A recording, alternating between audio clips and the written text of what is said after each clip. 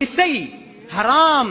50 பேர் உங்கள் ஸ்டேட்டஸை பார்ப்பார்கள் என்றால், 60 பேர் பார்ப்பார்கள் என்றால், அந்த இசையை கேட்பார்கள் என்றால், நாளை மறுமையில் அல்லாஹுக்கு முன்னால் அவர்கள் வருவார்கள். யா அல்லாஹ், இந்த பாவத்தை செய்வதற்கு, இந்த சினிமாவை கேட்பதற்கு, இந்த இசையை கேட்பதற்கு இவன்தான் காரணம் என்று அல்லாஹ்விடத்திலே அவர்கள் சொல்லுவார்கள். அவர்கள் கேட்டதற்கும் பாவம் உண்டு, கேட்க வைத்தவர்களுக்கும் பாவம் உண்டு. சினிமாவை ஷேர் பண்ணுகிறீர்கள், ஒரு நல்ல கருத்து என்று சொல்லி இசையை கொண்டு போட்டீர்கள் என்றால் நல்ல கருத்துக்கு நன்மை கிடைக்கும் என்று நினைத்து விடாதீர்கள். பாலுக்குள்ள ஒரு கிளாஸ் பாலுக்குள்ள ஒரு சொட்டு நஞ்சை போட்டால் குடிப்பீர்களா? மரணித்து விடுவோம் என்ற பயம். ஆனால் ஒரு நல்ல கருத்துக்குள்ள இசை, அது ஆங்கிலத்தில் இருந்தாலும் சரி, அரபில இருந்தாலும் சரி, அரபியில் இருக்கிறது இசை ஹலாலாகி விடுமா? இல்லை. இசையை ஹலாலாக்கியது யார்?